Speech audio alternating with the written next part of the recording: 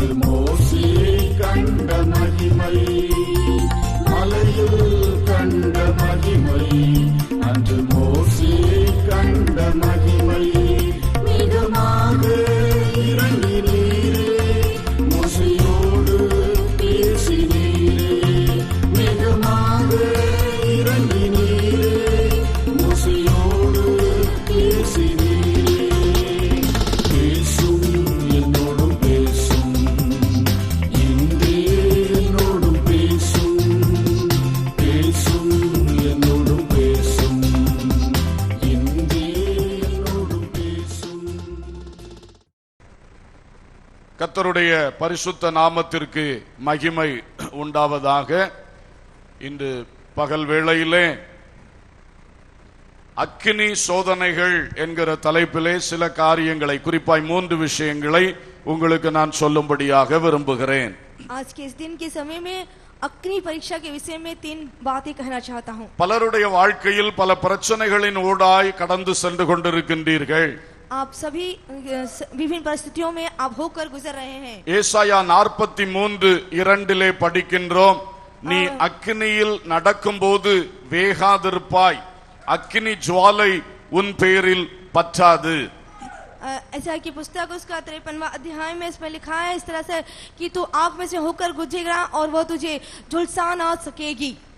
எபிரேயர் 11:34 சொல்லுகிறது, விசுவாசத்தால் அக்கினியின் உக்கிரத்தை அவித்தார்கள்.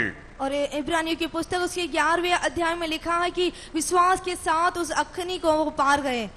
ஆகவே ஒரு பக்கம் அக்கினி நமது வாழ்வில் உண்டு, ஆனால் அது நம்மை சேதப்படுத்தாமல் ஜெயமெடுக்க முடியும் என்பதை இந்த வசனங்கள் மூலம் அறிகிறோம். एक तरफ हमारे जीवन में आग होती है, लेकिन इस वचन के आधार पर हम ये जान सकेंगे कि वो हमें कोई प्रकार की बुराई नहीं कर पाएगी. இன்றைக்கு சரீரத்திலோ மனதிலோ பொருளாதாரத்திலோ குடும்ப வாழ்க்கையிலோ பல அக்கினிகளை சந்திக்கிறவர்கள் இந்த வார்த்தைகளை அப்படியே உட்கொள்வீர்களாக. इन दिनों जो शरीर में, परिवार में, हर एक परिस्थितियों में जो इस प्रकार की अग्नि को जो महसूस कर रहे हैं, वो इस वचन को ग्रहण करने पाए. உங்களுக்கு வந்திருக்கிற இந்த அக்கினி அல்லது சோதனைகள் நன்மைக்கு எதுவானவைகள் என்பதை முதலாவது புரிந்து கொள்வீர்களாக. आप ये पहले जान लीजिए, आपके लिए जो ये परीक्षा रूपी आग है वो भलाई को उत्पन्न करेगी. ஏனென்றால் இந்த அக்கினி உங்களை வேக வைத்து விடாது. क्योंकि जो अग्नि है आपको नहीं जला पाएगी. அந்த அக்கினி உங்கள் பேரில் பற்றாது. ये आपको नहीं झुलसा पाएगी. இது தேவனுடைய வாக்குத்தத்தம். ये परमेश्वर की प्रतिज्ञा है. எப்பொழுது இதை அனுபவிக்கலாம் என்றால், ये कब हम अपने जीवन में पा सकते हैं? விசுவாசத்தினாலே. विश्वास के द्वारा. விசுவாசத்தினாலே அக்கினியின் உக்கிரத்தை அவித்தார்கள். और विश्वास के द्वारा उस अग्नि से वो लोग जय पा सके. நீங்கள் கடந்து செல்லுகிற சந்திக்கிற இந்த பிரச்சனையினுடைய உக்கிரத்தை விசுவாசத்தினால் அவித்து போட முடியும். आप जिस परीक्षा से या परीक्षा समस्या से होकर चल रहे हैं, विश्वास के द्वारा आप उसको उंघाल सकते हैं. உங்களுக்குள் விசுவாசம் இருக்கும் பொழுது எந்த அக்கினி சோதனையின் நடுவிலும் நீங்கள் திடனாக நிற்பீர்கள். यदि आपके अंदर विश्वास है तो किसी प्रकार की आगमय परीक्षा में आप मजबूत बने रहेंगे. அதன் முடிவிலே உங்களுக்கு நிறைய நன்மைகளும் வெற்றியும் வரும். उसके अंत में आपको बहुत सी भलाइयां और जय प्राप्त होगी. விசுவாசத்தை விட்டுவிட்டால் தான் தோல்விகள் வரும். यदि आप विश्वास को छोड़ दे तो ही आपके जीवन में हार आएगी. இன்றைக்கு உங்களுக்கு வந்திருக்கிற பிரச்சனைகளை நினைத்து பாருங்கள். इन दिनों आपके जीवन में जो समस्या आई है उसे सोच कर देखिए. இந்த பிரச்சனை என்னை அழித்து விடாது என்று நீங்கள் உறுதியாக நம்புங்கள்.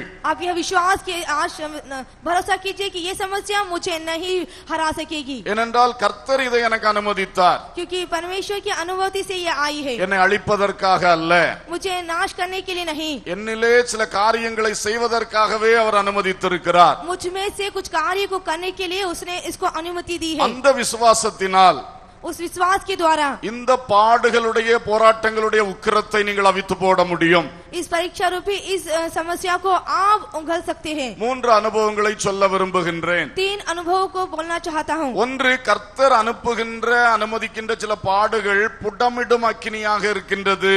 और पहला यह है जो परमेश्वर कुछ दुखों को जो भेजता है वो हमें तपाता है. அல்லது சுத்திகரிக்கின்ற ஒரு அக்கினி, मतलब उसको शुद्ध करने वाली एक अग्नि. பலவேளை நமது ஜீவியத்தை அவர் விரும்புகிற அளவுக்கு சுத்திகரிப்பதற்காகவே சில பாடுகளை அனுப்புகிறார். தருகிறார். उसके हमारे जीवन में जो दुख आते हैं वो इसलिए कि वो अपने हमारे जीवन को शुद्ध करना चाहता है. சங்கீதம் 66 10 முதல் 12 வாசிக்கும் போது भजन 66 और 10 से आगे जब हम पढ़ते हैं, தேவனே எங்களை சோதித்தீர், வெள்ளியை புடமிடுகிறது போல எங்களை புடமிட்டீர், எங்களை வலையில் அகப்படுத்தி எங்கள் இடுப்புகளின் மேல் வருத்தமான பாரத்தை ஏற்றினீர், மனுஷரை எங்கள் தலையின் மேல் ஏறி போக பண்ணினீர், தீயையும் தண்ணீரையும் கடந்து வந்தோம், கடைசியில் கவனியுங்கள், செழிப்பான இடத்தில் எங்களை கொண்டு வந்து விட்டீர். அல்லேலூயா.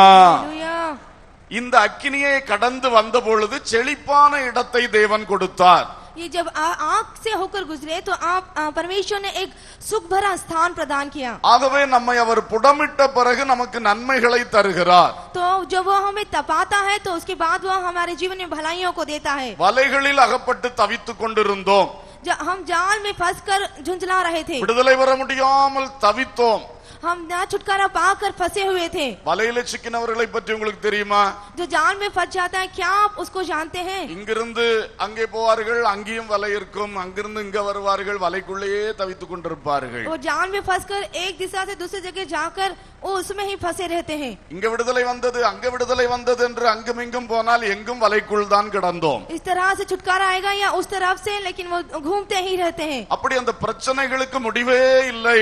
इस तरह से उस समस्या का अंत नहीं. அப்படிப்பட்ட அக்கினிகள் வழியாய் கடந்து வருகிறோம். इस तरह की आग के रास्ते से आ रहे हैं உங்கள் இடுப்புகளின் மேல் வருத்தமான பாரம், और कमर के ऊपर एक बड़ा बोझ, தாங்க முடியாத பாரங்கள், और सहने से बाहर एक बोझ. என்னால் இதை சுமக்க முடியாது. सभी लोग इसे नहीं उठा पाते. இப்படி ஒரு தொழில் இருந்தால் இந்த தொழிலை எப்படி நடத்த முடியும்? यदि यह व्यापार इस तरह का है तो ये किस तरह से चलेगा? குடும்பம் இப்படி இருந்தால் எப்படி இந்த குடும்பத்தை நடத்த முடியும்? यदि परिवार की स्थिति ऐसी है तो कैसे इस परिवार को मैं चलाऊंगा? என்னால் சுமக்க முடியாது என்று சொல்லுகிற அளவுக்கு பாரங்கள், मुझसे नहीं सह सकता, इस तरह से बोलने तक के वह बोझ, பொருளாதாரத்தை கொண்டு நடத்த முடியாத பாரங்கள். इस आर्थिक अवस्था में मैं जीवन नहीं जी सकता. சிலருடைய வாழ்க்கையில் மனுஷர்கள் நம்முடைய தலைகளின் மேல் நடக்கிறார்கள், कुछ एक घुड़चड़ों के समान मनुष्यों को हमारे सिर पे से होकर गुजरते நம்மை हैं, மதிக்கிறதில்லை, हमारा आदर नहीं करते, நம்மை ஒரு பொருட்டாய் சிலர் எண்ணுகிறதே இல்லை. हमें किसी काम का वो नहीं समझते. அந்த வேதனைகள் எல்லாம் சிலர் அனுபவித்துக் கொண்டிருக்கிறீர்கள். इस तरह की वेदनाओं में कुछ लोग हैं. ஆச்சரியமாய் பார்க்கிறீர்கள், आप इस बात से चकित हैं, இவனெல்லாம் என்னை பற்றி இப்படி பேசுகிறானா, ये लोग सब मेरे बारे में इस तरह से कह रहे हैं, அப்படிப்பட்டவெல்லாம் பேசுவார்கள். इस तरह से वो बात करेंगे, ரொம்ப வேதனையாக இருக்கும். ये बहुत ही दुखित होगा. இதெல்லாம் கர்த்தர் அனுமதிக்கும் அக்கினி. ये सब परमेश्वर के द्वारा भेजी गई आग. அல்லேலூயா. हालेलुया. ஆனால் கடைசியிலே लेकिन अंत में தீயையும் தண்ணீரையும் கடந்து வந்தோம், आग और पानी को लांग कर आए செழிப்பான இடத்தில் எங்களை கொண்டு வந்து விட்டீர். और सुख भर दिया करके लिखा है. ஆமென். आमीन. அல்லேலூயா. हालेलुया. எனவே கர்த்தர் ஒன்றை அனுமதித்தால் அதனுடைய முடிவு ஆசீர்வாதமாக இருக்கும். यदि परमेश्वर ने उसको नियुक्त किया है तो उसका जो अंत है वो आशीष में रहेगा. அதன் ஊடாய் கடந்து வருகிற நீங்கள் விசுவாசத்தை உறுதியாய் பிடித்துக் கொள்ள வேண்டும். उससे होकर जो आए हैं वो सभी विश्वास को आप पकड़े रहें. இந்த பிரச்சனை, இந்த போராட்டம் என்னை அழிக்காது, எனக்கு ஒரு நல்ல மேன்மையை கொண்டு வரும் என்று விசுவாசிக்க வேண்டும். ये समस्या, ये दुख मुझे नाश नहीं करेगी, एक भलाई को लेकर आएगी, ऐसा विश्वास कीजिए. அவர் சுத்திகரிக்கிறார் என்று நான் சொன்னேன். मैंने कहा कि वो हमें शुद्ध करता है. மல்கியா 3ஆம் அதிகாரத்திலே मल्किया उसके 3 अध्याय में 2 முதல் 4 வரையிலான வசனங்களிலே பார்க்கும்போது 3 और 4 वचन में जब हम देखते हैं, அங்கே ஒரு சுத்திகரிப்பை குறித்து சொல்லுகிறார். वहां पर एक शुद्धिकरण के बारे में लिखा है. நான் வாசிக்கிறேன். ஆனாலும் அவர் வரும் நாளை சகிப்பவன் யார்? அவர் வெளிப்படுகையில் நிலை நிற்பவன் யார்? அவர் புடமிடுகிறவனுடைய அக்கினியை போலவும் வண்ணாருடைய சவுக்காரத்தை போலவும் இருப்பார். அவர் உட்கார்ந்து வெள்ளியை புடமிட்டு சுத்திகரித்துக் கொண்டிருப்பார். அவர் லேவியின் புத்திரரை சுத்திகரித்து அவர்கள் கர்த்தருடையவர்களாய் இருக்கும் படிக்கும், நீதியாய் காணிக்கையை செலுத்தும் படிக்கும் அவர்களை பொன்னை போலவும் வெள்ளியை போலவும் புடமிடுவார். அப்பொழுது பூர்வ நாட்களிலும் முந்தின வருஷங்களிலும் இருந்தது போல யூதாவின் காணிக்கையும் எருசலேமின் காணிக்கையும் கர்த்தருக்கு பிரியமாயிருக்கும். அல்லேலூயா. हालेलुया. லேவி புத்திரரை சுத்திகரிப்பேன் என்று கர்த்தர் சொல்லுகிறார். परमेश्वर का वचन कहता है कि लेवियों की संतानों को शुद्ध करेगा। ஏனென்றால் கர்த்தருக்கு செலுத்தப்படும் காணிக்கைகள் அது அங்கீகரிக்கப்படும்படி லேவியர்கள் சுத்திகரிக்கப்பட வேண்டியது அவசியம். क्योंकि जो परमेश्वर को हम दान देते हैं वो शुद्ध होना चाहिए, इसलिए वो लेवियों की संतान को शुद्ध करेगा। தேவன் ஊழியக்காரர்களுடைய வாழ்க்கையிலே கஷ்டங்களை கொடுத்து ஊழியக்காரர்களை சுத்திகரித்து கொண்டே இருக்கிறார். परमेश्वर सेवकों के जीवन में दुखों को देकर वो सेवकों को शुद्ध कर रहा है। ஊழியக்காரர்கள் சுத்திகரிக்கப்பட அவர்கள் மூலம் எழும்புகிற பாடலும் துதியும் ஆராதனையும் எல்லா காணிக்கைகளும் தேவனால் அங்கீகரிக்கப்படும். जितना अधिक वो शुद्ध होते जाते हैं उनके द्वारा जो गीत और स्तुति निकलते हैं वो सभी दान के रूप में उसके पास पहुंचते हैं। அல்லேலூயா हालेलुया। ஊழியக்காரன் சுத்திகரிக்கப்படாத பொழுது ஆராதனை ஏற்றுக்கொள்ளப்படாது. जब तक कि एक सेवक शुद्ध नहीं हो वो आराधना ग्रहण की नहीं जा सकती। ஊழியக்காரன் சுத்திகரிக்கப்படாத பொழுது காணிக்கைகள் ஏற்றுக்கொள்ளப்படாது. यदि सेवक शुद्ध ना हो तो उसके दान भी ग्रहण नहीं किए जाएंगे। அது ஊழியர்களுக்கும் கஷ்டமாக முடியும், விசுவாசிகளுக்கும் கஷ்டமாக முடியும். ये सेवकों के लिए भी बहुत कष्टदायक होगा और विश्वासियों के लिए भी। ஆகவே தேவனுடைய ஊழியக்காரர்களை கர்த்தர் பல பாடுகளுக்கு உட்படுத்தி பரிசுத்தப்படுத்திக் கொண்டே இருக்கிறார். इसलिए परमेश्वर सेवकों को कुछ दुखों से होकर गुजर कर उन्हें शुद्ध कर रहा है। அல்லேலூயா हालेलुया। ஆகவே பலவித பாடுகளுக்குள் போகிற தேவ ஊழியக்காரர்கள் ஒருபொழுதும் சோர்ந்து போகக்கூடாது. इसलिए जो दुख के मार्ग से होकर गुजरे सेवक वो लोग निराश ना हो। கர்த்தர் நம்மை கொண்டு இன்னும் மேன்மையான ஊழியத்தை எதிர்பார்க்கிறார். परमेश्वर और भी ज्यादा प्रशंसनीय सेवा हमसे चाहता है। அதற்காகத்தான் இன்னும் புடமிட்டு சுத்திகரிக்கின்றார். इसलिए और अधिक वो हमें तबाह कर हमें शुद्ध करना चाहता அவர் है। விரும்புகிற சுத்திகரிப்பு நமக்குள் வந்துவிட்டதென்றால் அடுத்த ஒரு மேன்மையான ஊழியம் நமக்கு இருக்கிறது. जैसा वो हमें शुद्ध करना चाहता है यदि हो गया तो उसकी अगली एक प्रशंसनीय सेवा हमारे लिए रखी है। பாடுகளில் முறுமுறுக்க கூடாது. इन दुखों में हम ना कुड़कुड़ाएं। அவர்களையும் இவர்களையும் ஒப்பிட்டு பார்த்து சோர்ந்து போக கூடாது. उसे या इसे तुलना करके हम दुखित ना हो। நம்மை சுத்திகரிப்பது தேவனுடைய நோக்கம். हमें शुद्ध करने की परमेश्वर की लक्ष्य है, அதனால் நம்மை புடமிடுவார். इसलिए वो हमें तपाएगा। இன்னொருவரை எப்பொழுது சுத்திகரிக்கணும்னு விரும்புகிறாரோ அப்பொழுது புடமிடுவார். अगले को कब शुद्ध करना चाहता है वो उस जगह समय पर करेगा। ஆகவே ஒருவருக்கொருவர் ஒப்பிட்டு பார்க்க கூடாது. इसलिए हरगिज एक दूसरे की तुलना ना करें। கர்த்தர் நம்மை நடத்துகிற வழியில் பொறுமையோடு முன் செல்ல வேண்டும். परमेश्वर जिस मार्ग से हम वह चलाना चाहता है पूरी धीरज के साथ उस पर चलें। நாம் தேவ ஊழியர்களுக்காய் அதிகமாய் ஜெபிக்க கடமைப்பட்டிருக்கிறோம். हमारा सभी का कर्तव्य है कि हम सभी परमेश्वर के दासों के लिए प्रार्थना करें। நான் பல இடங்களுக்கு சென்று வருகிறேன். अब मैं बहुत से स्थानों को होकर जाता हूँ। பல ஊழியர்களோடு பேசி பழகும் பொழுது जब बहुत से दासों के साथ जब मैं बात करता हूँ எவ்வளவோ போராட்டங்கள் நடுவிலே அவர்கள் வைக்கப்பட்டிருப்பதை அறிய முடிகிறது. वो लोग कितने संघर्ष के मध्य में सेवा कर रहे हैं ये मैं जान पाता हूँ। சொன்னால் புரிந்து கொள்ள முடியாது அந்த அளவுக்கு மன போராட்டங்கள் இருக்கிறது. और यदि वो कहे तो मैं समझ नहीं पाऊंगा उस हद तक कि वो उस मानसिक वेदना से होकर गुजर रहे அவருடைய हैं। சிந்தனைகளை பிசாசு அவ்வளவு போராடி பார்க்கிறான். उनके विचारों में शैतान इतने संघर्ष को लेकर आता है। அவருடைய சரீரங்களை தாக்குகிறான். उनके शरीर पर भी धावा करता है। குடும்பங்களிலே தாக்குகிறான். ये परिवार को धावा करता है। சாட்சியின் ஜீவியத்திலே தாக்குகிறான். उनके गवाहीपूर्ण जीवन की और उसका மகா பயங்கரமான தாக்குதல்கள் ஒரு பக்கம் இருக்கிறது. और भयंकर रूप से वो उन्हें ताकता है। ஆனால் மறுபக்கம் ஊழியர்கள் ஒன்றை தெளிவாய் புரிந்து கொள்ள வேண்டும். दूसरी तरफ परमेश्वर के सेवक एक बात को साफ रीति से जान ले, சாத்தான் எந்த அளவு தாக்கினாலும் தேவனுடைய அனுமதி இல்லாமல் அது நடக்கிறதில்லை. शैतान की किसी प्रकार की कोशिश वो परमेश्वर की अनुमति के बगैर कुछ नहीं है। அதனால சாத்தானுடைய ஆயுதங்களை பற்றி நாம் பயப்பட தேவையில்லை. इसलिए शैतानी हथियारों के प्रति आप ना डरें। நாம் தேவனைத்தான் அந்த சூழ்நிலைகளை நோக்கி பார்க்க வேண்டும். इस परिस्थिति के मध्य में हमें परमेश्वर को देखना है। நம்மை இன்னும் சுத்திகரிப்புக்கு நாம உட்படுத்தி கொடுக்க வேண்டும். और अधिक शुद्धिकरण के लिए हमें अर्पण करना है। அப்பொழுது அது வெற்றியாக முடியும். तब वो एक जय के रूप में आएगी। பட்ட பாடுகள் பயனுள்ளதாக முடியும். हमने जो भी दुख उठाया उसका प्रतिफल मिलेगा। அவ்வளவு பாடுபட்டு விட்டு கடைசில வேஸ்டா போக கூடாது. इतने दुख उठाकर अंत में वो वेस्ट नहीं होना அது चाहिए। ரொம்ப பரிதாபம். ये बहुत ही दुखित होगा। அவ்வளவு பாடுபட்டு விட்டு மேன்மையாக எழும்ப வேண்டும். इतने दुख उठाकर एक बढ़ोतरी के रूप में हमें आना है। அல்லேலூயா. हालेलुया।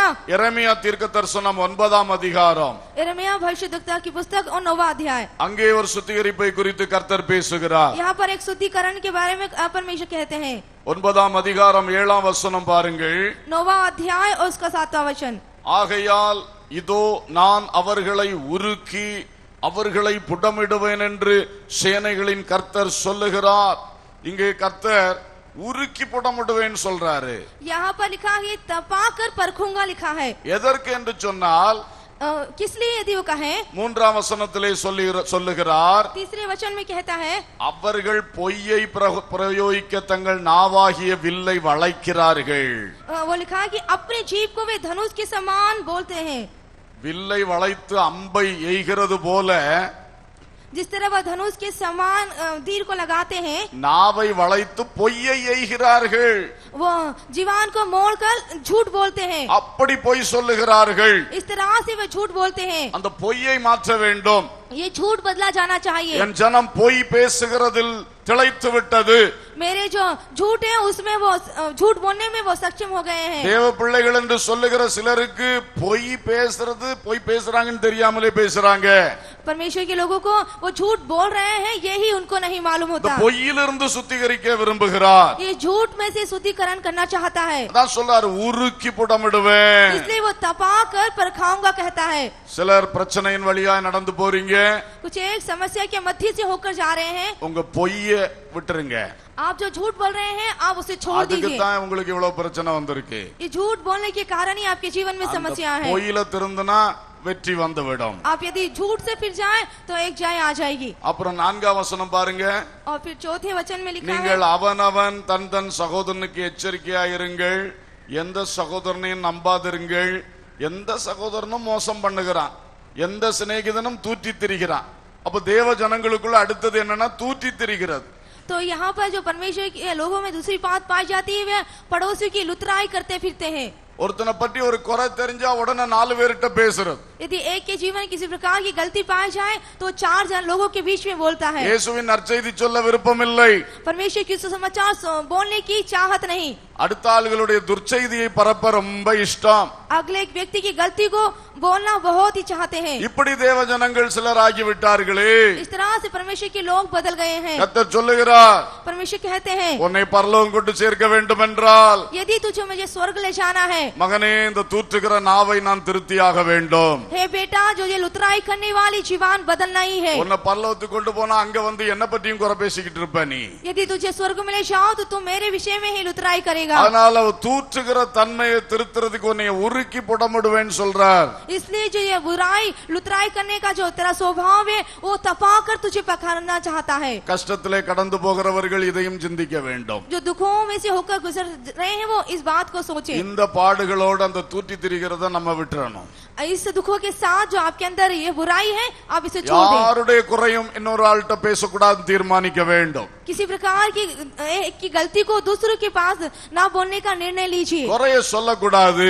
बुराइयां ना करें. ஒரு குறையை கண்டால் தேவனிடத்தில் பரிந்து பேச வேண்டும் என்று தான் தேவன் நமக்கு சொல்லி தந்திருக்கிறார். यदि एक व्यक्ति के अंदर किसी प्रकार की बुराई है तो हम परमेश्वर से उसकी बात में विश्वास के रूप में प्रार्थना करें, यही परमेश्वर ने हमसे कहा है.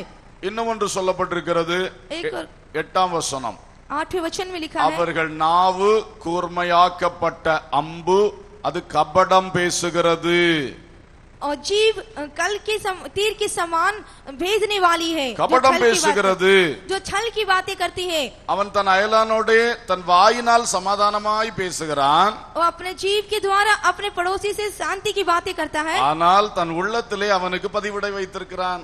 लेकिन मन ही मन एक दूसरे के प्रति वो घात लगाए रहते हैं. வெளியே சாந்தமா பேசுறான், உள்ளத்துக்குள்ள அவனுக்கு பயங்கர பதிவிடை, அவனை பிடிக்கிறதுக்குள்ள பயங்கர சதியை வைத்திருக்கிறான். वो बाहर उससे मेल की बातें करता है लेकिन अंदर उस व्यक्ति को घात करने के लिए एक योजना बनाता है. பொய், தூற்றுதல், கபடம், झूठ और लुतराई करना और छल करना. தேவ ஜனத்தினுடைய நாவு சரியில்லை. परमेश्वर के लोगों की जीव अच्छी नहीं है. நாவிலே பொய்கள், ये जो जीव में है झूठ पाया जाता है. நாவிலே குறை சொல்லுகிற தூற்றுகிற அனுபவங்கள், ये जो जीव में है बुराई लुतराई करने का एक स्वभाव. உள்ளத்தில் ஒன்றை வைத்து கபடமாய் பேசுகிற அனுபவங்கள், मन में कुछ और रख के बाहर का छल की बातें करने वाले. அந்த நாவை சுத்திகரிக்க தேவன் விரும்புகிறார். उस जीव को परमेश्वर शुद्ध करना चाहता है. மகனே மகளே, உன் நாவு இயேசுவை சொல்ல வேண்டிய நாவு. हे बेटा और बेटी, तेरी जो जीव है वो यीशु को बोलने वाली தேவனுடைய மேன்மைகளை பேச வேண்டிய நாவு. परमेश्वर की बड़ाई को करने वाली जीव. உண்மையை சத்தியத்தை சொல்ல வேண்டிய நாவு. और सत्यता को बताने वाली जीव. அதிலிருந்து பொய் விலக்கப்பட வேண்டும். उससे जो ये झूठ है निकल जाना पाए. அந்த மாய்மாலம் கபடம் விலக்கப்பட வேண்டும். ये जो छल है उसके अंदर से निकल जाने पाए. தூற்றி திரிகிறது முற்றும் நிறுத்தப்பட வேண்டும். लुतराई करना बुराई करना पूरी तरह से हट जाने पाए. அன்று ஏசாயாவின் நாவியை கர்த்தர் அக்கினியினால் தொட்டார். उस दिन एसहार की जीभ को परमेश्वर ने आग के द्वारा छुआ. இன்று நம்முடைய நாவுகளையும் பரலோகத்தின் அக்கினி தொடுவதாக. इन दिनों हमारी जीभ भी स्वर्ग की अग्नि छूने पाए. அல்லேலூயா. हालेलुया. நம்ம எல்லாம் இத ரொம்ப கேட்போம். ஏன்னா நாவை அக்கினி வச்சு தொடுங்கப்பா சுடுங்கப்பா அப்படின்னு கேட்போம். हम सभी ये प्रार्थना करते कि मेरी जीभ को आग के समान आग को डालकर जला दीजिए. தொட்டார்னா சுட்டார்னா எப்படி இருக்கும் தெரியுமா? यदि क्या आप जानते हैं यदि वो छू ले या इसको जलाए तो क्या होगा? கொஞ்சம் சொல்லி தரேன். मैं बताना चाहता हूँ. நீங்க பேசுற வார்த்தை உங்களுக்கு எதிரா பயங்கர யுத்தமா வரும். जो आप बातें करते हो आपके विरोध में एक युद्ध को लेकर आएगी. ஏன்னா உங்களை திருத்துறதுக்காக. क्योंकि आपको सुधारने के लिए. பொய் பேசியே பழகிட்டீங்க. क्योंकि आप झूठ बोलना सीख गए உங்களை हैं. திருத்தணும்னா यदि आपको सुधारना है நாவுல அக்கினியை போடுறார். वो आपके जीभ में आग डालना चाहता நீ है. சொல்ற ஒரு பொய் நிமித்தமே अनेक பாடுகள் உனக்கு வரும். जो तू झूठ बोल रहा है उसके कारण बहुत सी समस्या आएंगी. அப்பதான் அந்த பாடுகள்ல கடந்து இனி பொய்யே பேச மாட்டேன்னு சொல்லுவ. उस दुख के मध्य में तू कहेगा कि मैं झूठ बोलूंगा नहीं. அப்படிதான் சுட்டரிப்பார். वो इस तरह से जलाएगा. சொல்ற கபடம் உனக்கே வரும். ये जो तू छल की बातें करता है वो तेरे विरोध में आएगी. குறை சொல்லி பழகுன நாவு. जो दूसरों की बुराई करते लुतराई करते हैं. இப்ப ஊர்ல உள்ள எல்லாரும் உன்னை குறை சொல்லுவா. अब जो गांव के सारे लोग तेरे विषय में बुराई करेंगे. தாங்க முடியாதப்போ ओ तो तू सहन नहीं कर पाएगा. அப்போதான் திருந்துவீர்கள். तभी तू सुधरेगा. நான் சொல்றது உங்களுக்கு கேட்க கஷ்டமா இருக்கும். जो मैं कह रहा हूँ आपको हो सकता है दुख लग रहा है. ஆனா அந்த கஷ்டத்துக்கெல்லாம் நம்ம ஏன் போகிறோம்? तो उस दुख में क्यों आप पड़े? இந்த பிரசங்கத்தை கேட்டே திருந்திட்டா நல்லதல்லவா? तो क्या इस संदेश को सुनते ही आप फिर जाएं अच्छा नहीं? ஆமென். आमीन. அதுக்கு தானே ஆண்டவர் சொல்றார். इसलिए परमेश्वर कहते हैं ஊழியக்காரன் மூலம் பிரசங்கம் பண்றது எதுக்கு?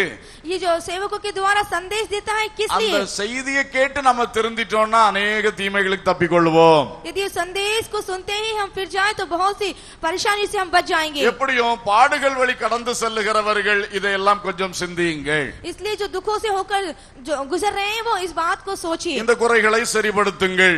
इस कमी को आप सही कर लीजिए. அப்படி செய்தால் यदि आप ऐसा करेंगे நீங்கள் பட்ட பாடுகள் அடுத்து உங்களுக்கு நல்ல பிரயோஜனத்தை கொண்டு வரும். आप जो दुख उठा रहे हैं वो दूसरों के लिए बहुत ही लाभदायक होगा. அல்லேலூயா. हालेलुया. நாம் இந்த நாவின் தவறுகளிலிருந்து விலக வேண்டும். ये जो जीव की गलतियों से हमें अलग होना है. ஏசாயா தீர்க்க தரிசனத்திலே एसाया की भविष्यद्वक्ता की पुस्तक முதலாம் அதிகாரம் 25ஆம் வசனத்தில் பார்க்கிறோம். पहला अध्याय और 25वें वचन में हम देखते हैं நான் என் கையை உன்னிடமாய் திருப்பி உன் களிம்பு நீங்க உன்னை சுத்தமாய் புடமிட்டு உன் ஈயத்தை எல்லாம் நீக்குவேன்.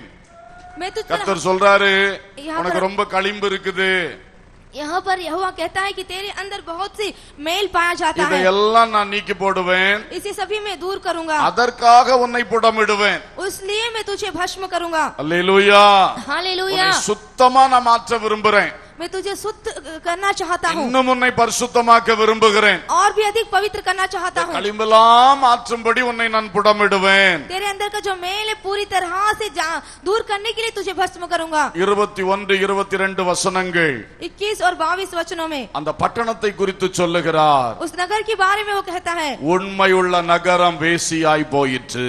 और जो सती सावित्री थी वो वेश्या चरणी हो गई. தேவ ஜனங்கள் எப்பொழுது தேவனுக்கு உண்மை இல்லாம அந்நிய தெய்வங்களுக்கு நேரா போகிறார்களோ அப்பொழுதுதான் இப்படிப்பட்ட வார்த்தையை தேவன் பயன்படுத்துவார். जब से परमेश्वर के लोग दूसरे देवता की ओर फिरते हैं तभी से वह यह वचन को वो उपयोग करता है. என்னை கேட்கிற நீங்கள் ஒருவேளை அந்நிய தெய்வத்துக்கு நேராய் போக மாட்டீர்களா இருக்கலாம்.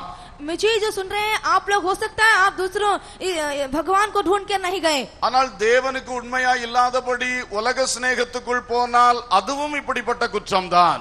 लेकिन आप यदि परमेश्वर के प्रति सच्चे नहीं हैं और आप दूसरों के प्रति जाते हैं ये भी एक प्रकार का व्यभिचार है. உலக சிநேகம் தேவனுக்கு விரோதமான பகை என்று வேதம் தெளிவாக சொல்லுகிறது. हमें वचन बताता है कि संसार से प्रेम रखना परमेश्वर के विरोध में बैर रखना है ऐसा कहता है. நீங்கள் ரெண்டு எஜமான்களுக்கு ஊழியம் செய்ய முடியாது. आप दो मालकों की सेवा नहीं कर सकते. ஒன்றில் தேவனை பின்பற்றுங்கள் இல்லாவிட்டால் உலகத்தை பின்பற்றுங்கள்.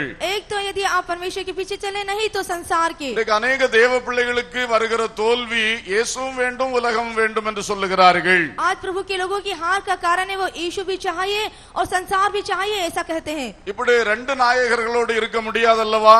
इस तरह से आप दो पतियों के साथ नहीं रह सकते. கிறிஸ்து என்கிற ஒரே நாயகனுக்கு உண்மையாக இருக்க வேண்டும். जो मसीह रूपी एक पति है उसके ही लिए आप सच्चे बने रहे। உலகம் என்கிற நாயகனை கை கழுவியே ஆக வேண்டும். जो संसारिक रूपी पति है उससे आपको हाथ धोना ही होगा। அதைத்தான் கர்த்தர் இங்கே சொல்லுகிறார். इसलिए वही यहाँ पर परमेश्वर का वचन உண்மையுள்ள நகரம் எப்படி வேசியாய் போயிற்று. जो सती सावधी थी वह कैसे व्यभिचारिणी हो गई। உனக்கு ஒரே ஒரு நாயகன், அது இயேசு மட்டுமே. तेरा एक ही एक पति है, वो है यीशु। இதுல தேவ பிள்ளைகள் உறுதியாக இருக்க வேண்டும். इसमें प्रभु के लोग मजबूती से रहें। அது இல்லைன்னு சொன்னா தேவ பிள்ளைகளுக்கு சோதனைகள் வரும். यदि वो नहीं चाहिए तो प्रभु के लोगों को परीक्षा का समय அவர் होगा। நேசிக்கிறதுனால புடமிட்டு மறுபடியும் உண்மை உள்ளவர்களாய் மாற்ற விரும்புகிறார். वो आपसे प्रेम करता है, इसलिए वो आपको तपाकर फिर से सच्चा बनाना चाहता है। அந்த நாட்டிலே அந்த நகரத்திலே நீதி குடியிருந்தது. उस नगर में वो नगर न्याय की नगर थी। இப்பொழுது அதன் குடிகள் கொலைபாதகர். अब जो उसके रहने वाले वे सभी हत्यारे हैं। நீதிமான்கள் கொலைபாதகர்களா மாறிட்டாங்க. ये जो धर्मी थे वो सभी हत्यारे बन गए। இது ரொம்ப பயங்கரம் அல்லவா? ये बहुत ही खतरनाक है। அவ்வளவு நீதியை விரும்பி நடந்த மக்கள் इतने अधिक वो धर्म को चाहने वाले போய் கடைசில கொலைபாதகர்களா போயிட்டாங்களே. ओ जा जाकर ये लोग हत्यारे बन गए। அப்போ அந்த பட்டணத்தை புடமிட்டு தானாக வேண்டும். तो ऐसी दशा में इस नगर को तपाना ही जरूरी है। சபையை குறித்து கர்த்தர் பேசுகிறார். कलीसिया के बारे में परमेश्वर कहते हैं சபையிலே தேவ பிள்ளைகள் தேவனுக்கு உண்மையா இருக்க வேண்டும். जो कलीसिया में परमेश्वर के लोग सच्चाई होना चाहिए। பரிசுத்த வசனத்தின் நீதியை கைக்கொண்டு வாழ வேண்டும். परमेश्वर के पवित्र वचन के धर्म को अपनाना चाहिए। தேவனுடைய நீதியை விட்டுவிட்டு परमेश्वर के धर्म को छोड़कर நம்முடைய மனதில் தோன்றுகிற நீதியெல்லாம் செயல்படுத்த முற்படக்கூடாது. हमारे मन में जो सूझता है उस धार्मिकता का हम पीछे ना करें। அப்படி சிலர் போய் எங்கே போய் சேருகிறார்கள். ऐसे ही कुछ लोग जा जाकर वो कहाँ पहुँचते हैं? தேவனுடைய பிள்ளைகளை கொலை செய்துவிட்டு நான் தேவனுக்கு தொண்டு செய்கிறேன் என்று சொல்லுவார்கள். वो कहते हैं कि परमेश्वर के लोगों की हत्या करके मैं परमेश्वर की सेवा कर रहा हूँ, ऐसा सोचते हैं। அவள் நினைக்கிறாள் நான் தேவனுக்கு தொண்டு செய்கிறேன் என்று. वो सोचते हैं कि परमेश्वर के लिए सेवा कर रहा हूँ। ஆனால் தேவ பிள்ளைகளை அவர்களே அழிக்கிறார்கள். लेकिन वो परमेश्वर के लोगों को ही हत्या करते हैं। எப்படி இது வந்து விட்டது? ये कैसे आ गया? அவங்க நீதி நினைக்கிறது தவறு. जो वो धर्म अपन सोचते हैं वो गलत है। அது தேவனுடைய நீதி அல்ல. वो परमेश्वर की धार्मिकता नहीं है। சவுலை பாருங்கள். शाऊल को देखिए, கிறிஸ்தவர்களை கொல்லுவது நீதி என்று நினைத்தான். उसने ये सोचा कि मसीहों को मारना यह धार्मिकता है। அதைத்தான் என்னுடைய நியாயப்பிரமாண புஸ்தகம் எனக்கு சொல்லுகிறது என்று அவன் தவறாய் எடுத்துக்கொண்டான். वही ये व्यवस्था की पुस्तक कहती है, ऐसा उसने गलत ले लिया। தேவனுடைய நீதியை நிறைவேற்ற வந்த இயேசுவையே அவன் இயேசுவின் பிள்ளைகளை துன்புறுத்தினான். जो परमेश्वर की धार्मिकता को पूरा करने आए यीशु के संतानों को उसने सताया। இப்படிதான் இன்றைக்கு अनेகர் இருக்கிறார்கள். ऐसे ही आज बहुत से लोग हैं। நாம் ஒருவேளை கையினால் கொலை செய்கிறவர்களா இருக்க மாட்டோம். हो सकता है हम हाथ के द्वारा हत्या ना करें, ஆனால் வாய் நாவினாலே கொலை செய்வோம். लेकिन हम मुंह जीभ के द्वारा हम हत्या कर देते हैं। தாறுமாறான வார்த்தைகளை சிலர் பேசுகிறார்கள். हम दूसरों के बहुत चोट पहुंचाने वाली बातें करते हैं। ஊழியர்களை பற்றி பேசுகிறார்கள். सेवकों के प्रति बातें करते हैं। விசுவாசிகளை பற்றி பேசுகிறார்கள். विश्वासियों के प्रति कहते हैं। அபிஷேகம் பெற்றவர்களை பற்றி துணிகரமாய் பேசுகிறார்கள். और अभिषेक पाए हुए के प्रति ढिठाई से बात करते हैं। அவர்கள் செய்கிற காரியம் நமக்கு புரியவில்லை. वो जो करते हैं वो हमें नहीं समझ में आता। புரியவில்லை என்றால் அதை விட்டு விடுவோம். यदि हमें समझ में नहीं आए तो उसे நாம் छोड़ ஏன் दें। பேச போகிறோம்? क्यों हम उसे बात करें? இயேசு அந்த ஸ்திரீ தன்னுடைய பாதத்திலே நலத தைலத்தை ஊற்றினதை ஏற்றுக்கொண்டதை யூதாசு ஏற்றுக்கொள்ள முடியவில்லை. यीशु के चरणों पैरों पर आकर स्त्री ने जो बहुमूल्य इत्र उंडेल दिया था, इसको यहूदा इस्करियोती सहन नहीं पाया। அவன் சும்மா இருந்திருக்க வேண்டும். उसे उस स्थान पर चुप रहना था। அவன் வாய் திறந்து பப்ளிக்லே பேசுறான். वो मुंह खोलकर लोगों के सामने कहता है, இந்த தைலத்தை விற்று முன்னூறு பணத்துக்கு விற்று ஏழைகளுக்கு கொடுத்திருக்கலாமே, எதுக்கு இவருக்கு கால்ல ஊற்ற வேண்டும்? वो कहता है कि इन पैसों को कंगालों की मदद की जा सकती, क्यों यीशु के पैरों पर डाला गया? அதில் இருந்த நீதி இயேசுவுக்கு தெரியும். उसमें जो धार्मिकता थी वो यीशु को मालूम थी। இவனுக்குள்ளத்தில் இருந்த நீதிக்கு அது அநீதி போல தெரிந்தது. लेकिन इसको वो अन्याय के प्रति सूझ रहा था। அதனால் இயேசுவின் மேல் இடறல் அடைந்தான். इसलिए वो यीशु की इस बात से ठोकर खाया। பிரதான ஆசாரியர்களிடத்தில் போய் இயேசுவை பற்றி தப்பாய் பேச ஆரம்பித்தான். वो महायाजक के पास जाकर यीशु के विषय में विरोध बात करने लगा। இயேசுவை அங்கே விற்று போட்டான். यीशु को उनके हाथों में बेच இப்படி गया। தான் अनेகருக்கு நடந்து கொண்டிருக்கிறது. इस तरह से बहुतों को हो रहा है। அவர்கள் தங்களுடைய நீதியை வைக்கிறார்கள். वो अपनी धार्मिकता को रखते हैं। அல்லேலூயா. हालेलुया। தாவீது ஒரு காலத்திலே அப்னேர் என்கிற சவுலின் தளபதியை ஏற்றுக்கொண்டான். एक दिन में दाऊद ने जो अब्नेर के अधिकारी था उसको ग्रहण कर लिया, ஆனால் அவனோடு கூட இருந்த யோவாபுக்கு அதை ஏற்றுக்கொள்ள முடியவில்லை. लेकिन जो उसके साथ योआब था उसने उसको ग्रहण नहीं किया. தாவீதனுடைய நீதி என்ன? जो दाऊद की क्या धार्मिकता சரி, थी? இவ்வளவு காலம் அப்னேர் எனக்கு விரோதமா யுத்தம் பண்ணி கொண்டிருந்தான். ठीक है, इतने वर्ष तक कि अपने ने मेरे विरोध में युद्ध किया. இப்ப சவுலின் குடும்பமே இல்லாமல் போய்விட்டது. अब जो साउल का परिवार वो जाता रहा. ஆகவே அப்னேர் என்னோடு சேர வந்திருக்கிறான். जो अब्नेर है मुझसे मिलना चाहता है. இது தேவனுடைய திட்டம். ये परमेश्वर की योजना है. தேவன் समस्त இஸ்ரவேலை என் கையில் கொடுப்பது தேவனுடைய திட்டம். पूरे इस्राएल को मेरे हाथों में देने की परमेश्वर की योजना है. அதுவரைக்கும் தாவீதுக்கு 2 கோத்திரம் தான் கையில உண்டு. उस समय तक के दाऊद के हाथ में केवल 2 ही गोत्र थे. ஆகவே அப்னேரை அவன் கை கொடுத்து வரவேற்றான். इसलिए उसने अब्नेर को भी हाथ देकर बुलाया. இதை அறிந்த யோவாப் என்கிற தாவீதின் படைத்தலைவன், ये जो दाऊद का प्रधान अधिकारी था योआब, அப்னேரை வஞ்சகமாக கூப்பிட்டு கொன்று போட்டான். उसने अब्नेर को धोखे से बुलाकर उसकी हत्या कर दी. யோவாவுடைய நீதி என்ன? ये जो योआब की धार्मिकता क्या ஒரு थी? நாள் நடந்த யுத்தத்தில் இந்த அப்னேர் என் தம்பியாகிய ஆசகேலை கொன்று போட்டான். एक दिन युद्ध में इस अब्नेर ने मेरे भाई आसेगेल को नाश कर दिया. அப்போ இந்த அப்னேரை இனி ஒரு நாளும் ஏற்றுக்கொள்ள கூடாது. तो जो अब्नेर को हरगिज मैं नहीं स्वीकार करूंगा. அதுதான் அவனுடைய நீதி. ये थी उसकी धार्मिकता. அப்ப தாவீது அப்னேரை ஏற்றுக்கொண்ட உடனே இவனுக்கு அது ஒத்து போகவில்லை. तो जब दाऊद ने अब्नेर को अपना लिया तो ये यहाँ पे इसने ग्रहण नहीं किया. தாவீதினுடைய நீதியை யோவாப் புரிந்து கொள்ள முடியவில்லை.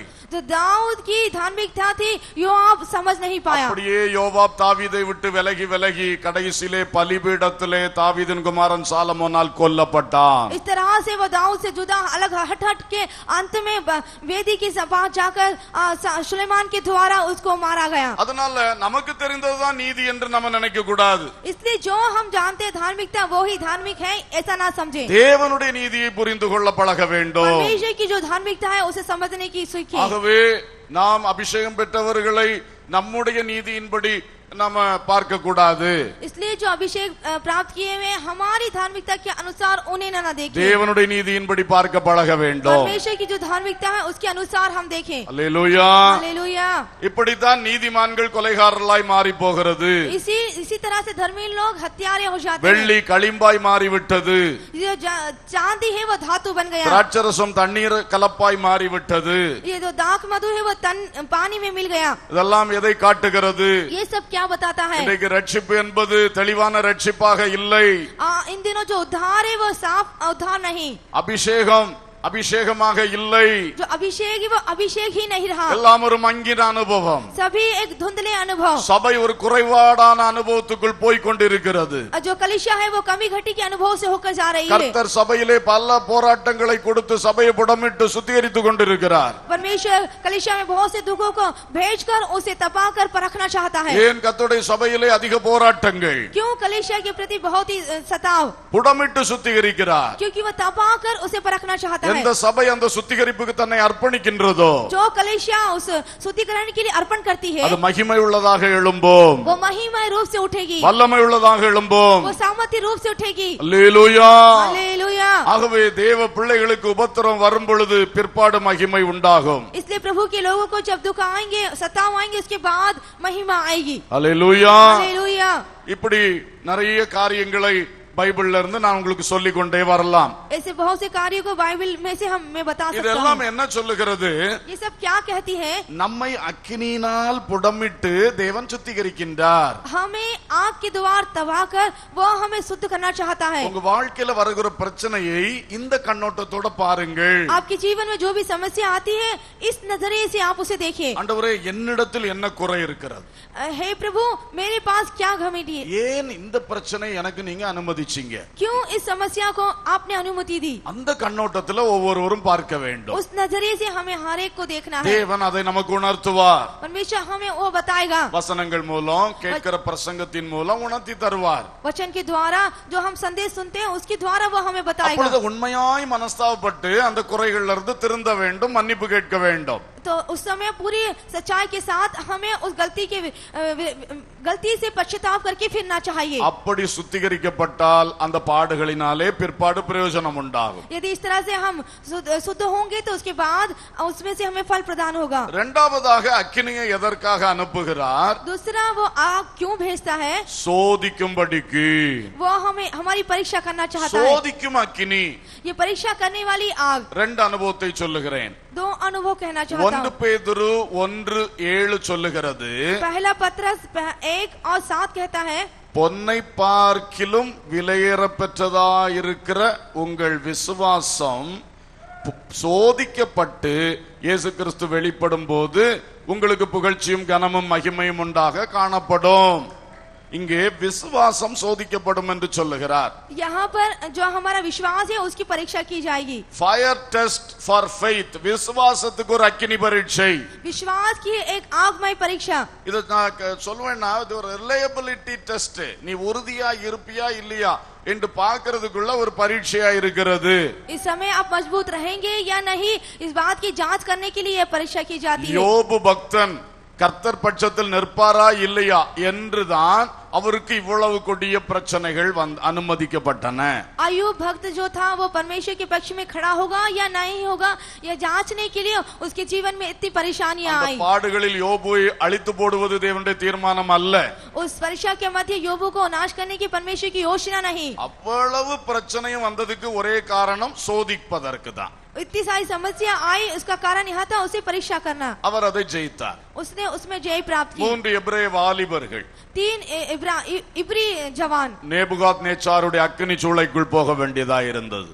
तो नबूकदनेस्सर की उस आग के भट्टे में उसे जाना पड़ा। அந்த அக்கினியில் அவர்களை கொல்லுவது தேவனுடைய நோக்கமே அல்ல. उस आग में उन्हें जला देने की परमेश्वर की योजना नहीं। அந்த அக்கினி அவர்களை சோதிக்கிறது. जो आग थी उनकी वहाँ पर परीक्षा की गई। கர்த்தர் மேல் உள்ள விசுவாசத்தில் அவர்கள் உறுதியா இருக்கிறார்களா? क्या वो परमेश्वर के ऊपर जो विश्वास है उसमें वो मजबूत हैं? அவர்கள் உறுதியா இருந்தார்கள். उन्होंने उसमें वो मजबूत நாங்கள் थे। ஆராதிக்கிற எங்கள் தேவன் எங்களை தப்புவிக்க வல்லவராய் இருக்கிறார். उन्होंने कहा कि जिसकी हम आराधना करते वो छुड़ाने में सामर्थ्य है। அவர் விடுவிக்காமல் போனாலும் நாங்கள் இந்த பொற்சிலை வணங்க மாட்டோம். यदि वो छुड़ाए भी नहीं तो भी हम इस मूर्ति की पूजा नहीं करेंगे। நல்ல உறுதியா இருந்தாங்க. और इस बात में बहुत ही मजबूती थे। அக்கினி சூளையிலிருந்து கர்த்தர் எங்களை விடுவிச்சாலும் சரி, इस आग के भट्टे में से हमें बचाए भी ठीक है। அக்கினியிலே எங்களை கொன்று பரலோகம் கொண்டு போனாலும் சரி, इस अग्नि के साथ ही हमें स्वर्ग ले जाए तो भी இந்த விக்கிரகத்தை வணங்குற வேலை எங்கள்கிட்ட கிடையாது. इस मूर्तियों की आराधना करने का काम हमारा नहीं है। அவங்க விசுவாசத்துல உறுதியா இருந்தாங்க. इस विश्वास में वो मजबूत थे। அக்கினி பரீட்சை, ये आगमय परीक्षा, அக்கினிக்குள்ளே போடப்பட்டார்கள். वो आग में डाले गए। ஆனால் தேவகுமாரனே வந்து அவர்களோடு உலாவினார். लेकिन उसके मध्य में परमेश्वर के पुत्र आकर उनके साथ मंडराए। அக்கினியின் மனம் வீசாமல் வெளியே வந்தார்கள். वो आग की बदबू भी उनके पर नहीं आई। அல்லேலூயா. हालेलुया। உங்களில் சிலருக்கு வந்திருக்கிற பாடுகள் சோதிப்பதற்காக. आपके जीवन में कुछ एक के अंदर जो दुख आए वो आपकी परीक्षा करने के அப்போ लिए, நீங்க அதுல நல்லா உறுதியா நிக்க வேண்டும். तो उसके मध्य में आपको बहुत ही मजबूती से खड़ा சண்டே होना है। சர்வீஸ்க்கு வர முடியாத சோதனைகள், रविवार की आराधना को ना आने की एक परीक्षा, ஜெபம் பண்ண முடியாத சோதனைகள், आप प्रार्थना ना करें इसलिए एक परीक्षा, அறிந்த விசுவாசத்திலே நிலை நிற்க முடியாத சோதனைகள், जो विश्वास आपका है उस पर आप खड़े ना हो इसकी एक परीक्षा। இதெல்லாம் விசுவாச பரீட்சைகள். ये सभी विश्वास की परीक्षा है। இவைகளில் ஜெயம் எடுக்க வேண்டும். इसमें से हमें जय प्राप्त करनी है। 1 கொரிந்தியர் 3ஆம் அதிகாரம் पहला कुरिन्थियों 3 अध्याय 13 முதல் 15 வரையிலான வசனங்களில் பார்க்கும் பொழுது 13 और 15 वचन तक का हम देखते हैं। அங்கே ஒவ்வொருவனுடைய வேலைப்பாடு எத்தன்மை உடையது என்று அக்கினியானது பரிசோதிக்கும் என்று சொல்லப்பட்டிருக்கிறது. यहाँ पर हर एक का काम किस प्रकार का है वो आग के द्वारा उस पर प्रकट किया जाएगा। நீ பொன்னு வெள்ளி விலையேறப்பெற்ற கல் ஆகியவைகளால் கட்டடத்தை கட்டினால் அது அக்கினிக்குள் போகும் பொழுது நிலை நிற்கும். तो यदि भवन को बनाए तो वह यदि सोने चांदी में रखे तो वो आग में नहीं बन सकती। மரத்தினால் புல்லினால் வைக்கோலினால் நீ கட்டினால் அக்கினி பரீட்சையில் அது அழிந்து போகும். यदि तो लकड़ियों के द्वारा तो उसको परखेगा तो वो वहां पर नहीं टिक सकेगी। இங்க வந்து ஃபயர் டெஸ்ட் ஃபார் மினிஸ்ட்ரி அல்லது fire test for our works, நம்முடைய கிரியைகள் நம்முடைய ஊழியங்களுக்காக ஒரு அக்கினி பரீட்சை. हमारे काम हमारी सेवा जो हम करते हैं उसके लिए एक आग की परीक्षा। இது வந்து குவாலிட்டி டெஸ்ட் என்று சொல்லலாம். தரத்தை சோதிப்பது. ये उस प्रकार के स्तर को, उसकी क्वालिटी को जांच की एक परीक्षा। முதல்ல உள்ளது உறுதித்தன்மையை சோதிக்கிறது. पहले आपकी जो मजबूती है उस भाव को परीक्षा करना। இது தன்மையை அல்லது அதனுடைய தரத்தை சோதிக்கிறது. ये जो उसकी क्वालिटी को की परीक्षा करने के लिए। அப்போ நம்முடைய வாழ்க்கையிலே நாம் தேவனுக்காய் செய்கிற காரியங்களிலே ரொம்ப போராட்டங்கள் சில வேளை வரும். इसलिए जो हम हमारे जीवन में परमेश्वर के लिए जो हम करते हैं उसके मध्य में बहुत ही परीक्षा आती है। ஆகவே நாம் கர்த்தருக்காக எதை செய்தாலும் அதை உண்மையாயும் வசனத்தின்படியும் செய்ய வேண்டும். उसमें जो हम परमेश्वर के लिए करते हैं वो पूरे वचन के आधार पर सच्चाई से होना தேவ चाहिए। சித்தத்தின்படி நான் செய்கிறேனா? क्या हम परमेश्वर की इच्छा अनुसार कर रहे हैं? எழுதப்பட்ட தேவனுடைய வார்த்தையின்படி செய்கிறேனா? क्या जो परमेश्वर के वचन है उसके आधार पर हम करते हैं? இதிலே தான் ஊழியர்கள் எல்லாரும் கவனமா இருக்க வேண்டும். इसमें ही प्रभु के सेवक लोग बहुत ही सावधान रहना चाहिए। விசுவாசிகளும் நாம் கர்த்தருக்காக என்ன செய்றோமோ அதுல இந்த கவனத்தை வைத்திருக்க வேண்டும். हे विश्वासी, जो हम भी प्रभु के लिए कर रहे हैं उसमें इस वचन को हम ध्यान रखना चाहिए। இயேசுக்காக செய்றேன்னா எல்லாத்தையும் இயேசு ஏற்றுக்கொள்ள முடியாது.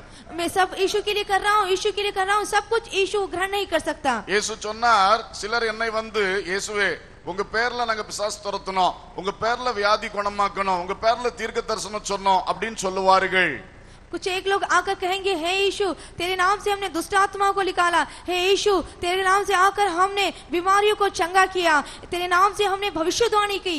ஆனால் நான் அவர்களை பார்த்து சொல்லுவேன், அக்கிரம செய்கைக்காரரே என்னை விட்டு அகன்று போங்கள்। लेकिन मैं उनसे कहूंगा, हे कुकर्मियों मुझसे दूर हो जाओ। அப்ப அவர்கள் செய்தது ஊழியம், ஆனால் இயேசு சொல்றாரு அது அக்கிரம செய்கை என்று। तो देखिए वो लोग कह रहे हैं कि सेवा, लेकिन यीशु कह रहे हैं कि तुमने कुकर्म किया है। ஆகவே நாம் இயேசுக்காக எதை செய்தாலும் தேவ சித்தத்தை கவனிக்க வேண்டும், எழுதப்பட்ட தேவ வார்த்தையை கவனிக்க வேண்டும்। इसलिए जो भी कुछ भी हम करते हैं वो परमेश्वर के वचन के आधार पर उसकी इच्छा अनुसार होना चाहिए। அவருடைய வார்த்தையின்படி செய்தால் அது அக்கினி பரீட்சையிலே அது தப்பி வெளியே வரும், அதனுடைய தரம் சோதிக்கப்படும் பொழுது வெற்றி பெறும்।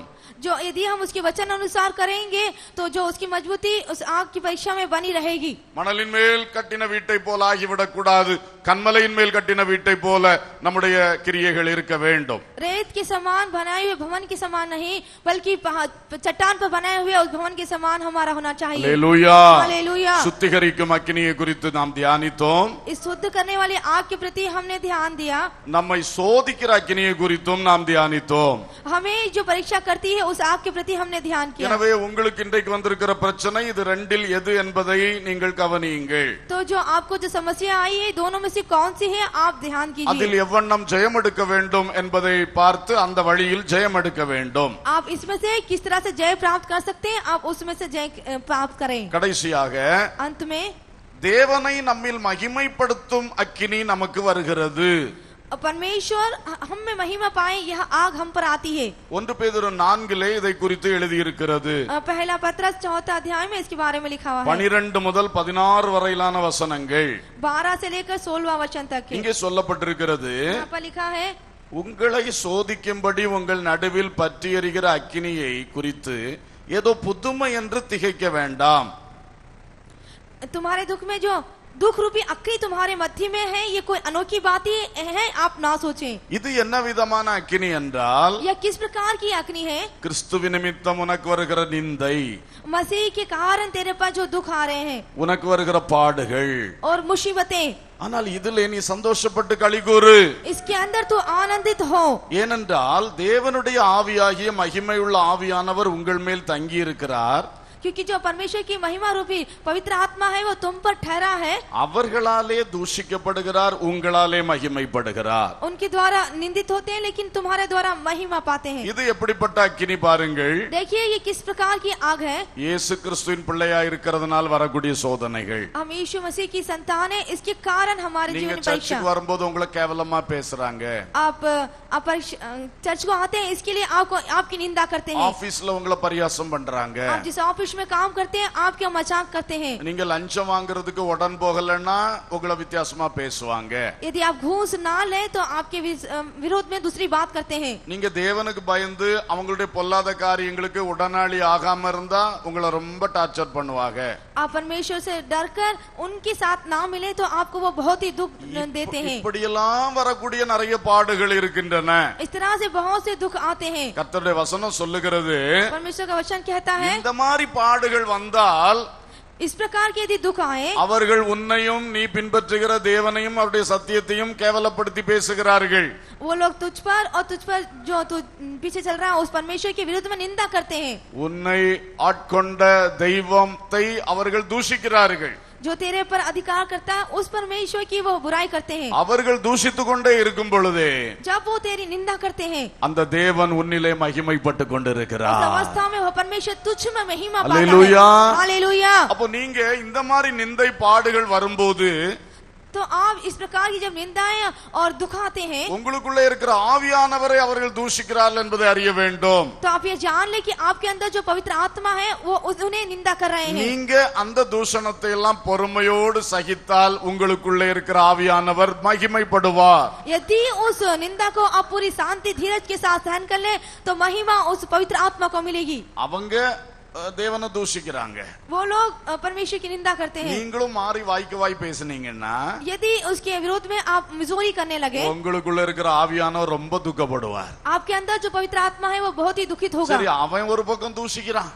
देखिए वो एक तरफ आपकी निंदा करता है. நீ உனக்கு புத்தி வேணுமே, நான் உன்னை இவ்வளவு தூரம் வளர்த்தேன், நீயும் அவனோட வாய்க்கு வாய் பேச ஆரம்பிச்சிட்டியேன்னு உங்களை பார்த்து துக்கப்படுவார். ओ तुझे बुद्धि होना चाहिए, तुझे मैंने इतना समझदार बनाया है लेकिन तुझे मुचोरी नहीं करना चाहिए, वो देख कर दुख होगा. அவன் நம்மள உபத்திரவப்படுத்த வந்தான், நம்ம போய் அவனை அடிக்க போனா எப்படி இருக்கும்? यदि वो हमें सताए और यदि हम उसे मारने जाए तो कैसा होगा? எங்களுக்கும் கொஞ்சம் பலம் இருக்கு அப்படின்னு காட்ட போனோம்னா, ओ मुझे भी कुछ बल है, यदि ये बताने जाए तो ஏற்கனவே அவங்களால கர்த்தர் தூஷிக்கப்படுறாரு. पहले से ही उनके द्वारा परमेश्वर की निंदा होती है. அடுத்து நம்மளும் மாம்சத்துல இறங்கணும்னா நம்மளால அவர் துக்கப்படுவார். यदि हम भी शरीर के रूप में उतरे तो वह हमसे भी दुखित होगा. அதனால இந்த மாதிரிப்பட்ட போராட்டம், கிறிஸ்துவ நிமித்தம் போராட்டம் வரும் பொழுது பொறுமையோடு சகிக்க வேண்டும். इसलिए मसीह के नाम के कारण जो भी परीक्षाएं आती है उसमें हमें धीरज के साथ सहना है. அப்பொழுது உங்களில் இருக்கிற ஆவியானவர் அவர்களால் தூஷிக்கப்படுவார், உங்களால் மகிமைப்படுவார். उस समय में जो आपके अंदर पवित्र आत्मा है उनके द्वारा निंदित होगा लेकिन आपके द्वारा महिमा पाएगा. हालेलुया. हालेलुया. உங்களுக்கு இன்றைக்கு வந்திருக்கிற பிரச்சனைகள் இந்த மூன்றில் எந்த வகை? आपके जीवन में जो समस्या है इस तीन में से कौन सी है? எல்லாரும் கண்களை மூடி ஜெபிக்கலாம். सभी लोग आंखें बंद करके प्रार्थना करेंगे. ஒரு 5 நிமிடங்களுக்குள் நான் முடிக்க போகிறேன். इस 5 मिनट में मैं इसको खत्म करना ஆனால் चाहता हूं. நீங்கள் இப்பொழுது கவனத்தோடு நல்ல கான்சென்ட்ரேட் பண்ணி ஜெபிக்கணும். लेकिन आप इस समय पूरी सावधानी के साथ कॉन्सेंट्रेट करते हुए आप प्रे करें. இன்று நீங்கள் சந்திக்கிற பிரச்சனைகளை சிந்தித்து பாருங்கள். इन दिनों जो आप समस्याओं को पा रहे हैं वो किस प्रकार की है? எல்லாரும் கண்களை மூடுங்கள். सभी आंखें बंद करें. கண்களை மூடி ஜெபியுங்கள். आंखें बंद करके प्रार्थना कीजिए. ஹalleluya. எல்லாரும் சிந்திங்க, உங்க வாழ்க்கையில என்னென்ன பிரச்சனைகள்? आप सभी विचार कीजिए आपके जीवन में क्या क्या परीक्षाएं हैं. ஹalleluya. ஹalleluya. Praise the Lord. ஜோம் பண்ணுங்க. இன்னும் பேக்க போட்டு திறக்கிறதும் ஓடுகிறதும் என்ன பழக்கம் இது? Praise the Lord. எல்லாரும் ஜோம் பண்ண ஆரம்பிப்போம். ஹalleluya. ஸ்தோத்திரம். நல்லா சிந்தித்து ஜோம் பண்ணு. என்ன பிரச்சனைகளை சந்திக்கிறீர்கள்? என்ன பாடுகளை சந்திக்கிறீர்கள்? சரீர பாடுகளா? மனதுல தாக்குகிற பாடுகளா? பொருளாதாரத்துல பாடுகளா? உறவுகளுக்குள்ள பாடுகளா? எங்க பாடுகள்? என்ன பாடுகள்? இத கொஞ்சம் நீங்க இந்த வேளையில் சிந்தனை செய்யுங்கள். ஆண்டவரே, இது என்னை சுத்திகரிப்பதற்காக நீர் தந்ததா? ஆண்டவரே, எந்த பாடு வந்தாலும் ஃபர்ஸ்ட் ஸ்டெப் இதுதான். கர்த்தாவே, என்கிட்ட என்ன தவறு இருக்குப்பா சொல்லுங்கப்பா. எந்த பிரச்சனை வந்தாலும் அந்த பிரச்சனை எப்படி வந்து என்ன வந்துன்னு ஆராய்ச்சிக்கு போக கூட தேவையில்லை. நம்ம ஃபர்ஸ்ட் சுத்திகரிப்புக்குள்ள தான் போகணும். ஒருவேளை நாவு சரியில்லையா, வாய் பேச்சு சரியில்லையா, பொய் இருக்கா, கபடம் இருக்கா, மற்றவங்களை குறை பேசுற தூற்றி திரிகிற அனுபவங்கள் இருக்கா, இதெல்லாம் இருந்துன்னா எப்படி அந்த பாடுகள் உங்களுக்கு ஜெயமா முடியும்? தீயையும் தண்ணீரையும் கடந்து வந்தோம், செழிப்பான இடத்துல கொண்டு வந்தீர். அந்த காரியம் நமக்கு நடக்க முடியுமா? நடக்க வேண்டும் என்றால் இன்றைக்கு நீங்க சுத்திகரிக்கப்பட வேண்டும். எந்த குறைவு, எந்த குற்றம், கர்த்தருக்கு உண்மையாயிருந்த விஷயத்துல இப்ப உலக சிநேகத்தையும் கூட சேர்த்து அப்படியே பின்வாங்கி போயிட்டு இருக்கிறீங்களா? திரும்ப சொல்லுங்க, இயேசுவே, நீங்க தான்ப்பா எனக்கு வேணும்.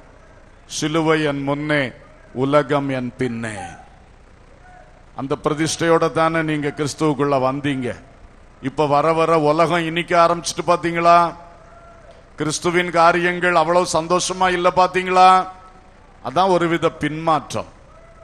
ஹல்லேலூயா. இன்று வாய் திறந்து உள்ளம் திறந்து நல்லா அறிக்கை பண்ணி ஜெபம் பண்ணுங்க. கர்த்தர் இந்த அக்கினியை உங்களை விட்டு மாற்றுவார். இந்த அக்கினியிலிருந்து நீங்க வெளியே வரும்போது அதோடைய வாசனை உங்க வஸ்திரத்துல கூட இருக்கா. ஜெயமா கொண்டு வருவார், ஜெயமா கொண்டு வருவார். இந்த அக்கினி சூளையிலிருந்து அந்த 3 வாலிபர்களை வெளியே கொண்டு வந்த பிறகு தேசத்திலே தேவன் அவர்களை உயர்த்தினார் என்று பைபிள் சொல்லுகிறது. உங்களில் பலரை கூட கர்த்தர் அப்படி செய்ய முடியும். உங்களை அந்த அக்கினியிலிருந்து வெளியே கொண்டு வரும்போது நீங்க வெற்றியா வரணும். வந்துட்டீங்கன்னா உங்களை உயர்த்துவார், உயர்த்துவார். செழிப்பான இடத்துல உங்களை கொண்டு வருவார். ஆமென். எத்தனை பேர் உண்மையா ஜெபம் பண்றீங்க? Hallelujah. Praise the Lord, praise the Lord. நீங்க உங்க உள்ளத்துக்குள்ள இதுதான் சரி அதுதான் சரின்னு நினைச்சிட்டு அபிஷேகம் பெற்ற தேவ பிள்ளைகளை தப்பு கணக்கு போட்டுட்டு இருக்கீங்களா? அது ரொம்ப மோசம். அது இடரல உண்டாக்கிடும். உங்க ஆத்மா இடறி போகும். அந்த யோவாப போல தாவீதுடைய இருதயத்துக்கு ஏற்றவனாயிருந்த யோவாப் பிறகு அப்படியே தாவீதுக்கு பகைஞனை போல மாறிட்டானே. யூதாஸ்காரியோத் இயேசுக்கு நம்பிக்கையின் சீஷன், பணப்பொறுப்பையே கொடுத்து வச்சிருந்தாரு. ஆனா இயேசுவை விலை பேசி விக்கிறவனா மாறிட்டானே. எல்லாம் இந்த இடரல் தான். தனக்கு தெரிஞ்சதுதான் நீதி, இதுதான் கரெக்ட் அப்படி நினைக்கிறது தான் இந்த தப்பு. நீதிமான்கள் கொலைகாரர்களாய் மாறுகிறார்கள். பைபிள் எச்சரிக்கிறது. தேவ பிள்ளையே, ஒருத்தருக்கு விரோதமா நீங்க தப்பு கணக்கு போடாதீங்க. அவங்க கணக்கு கர்த்தர் பார்த்துக்கிட்டோன்னு விட்டுருங்க. கர்த்தர் அவங்களுடைய எஜமானா இருக்கிறாரு. கர்த்தர் அவங்கள நடத்தட்டும், பார்க்கட்டும். நான் அவர்களுக்கா என்னால் இயன்ற மட்டும் ஜபம் பண்றேன்னு சொல்லி ஜபத்துல நம்ம வச்சுட்டு சும்மா இருப்போம்.